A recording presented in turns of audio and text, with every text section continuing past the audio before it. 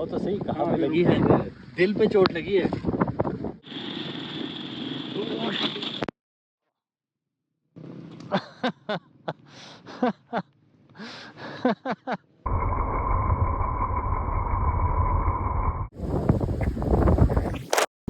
इधर देखो। आग कैसे लगी?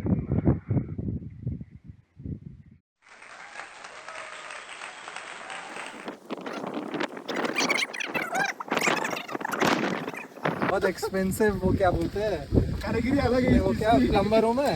एक एच बना रहा हूँ, एच मिसिंग हो गया हमारा। अरे भाई नहीं, अरे एच तो हो जाएगा।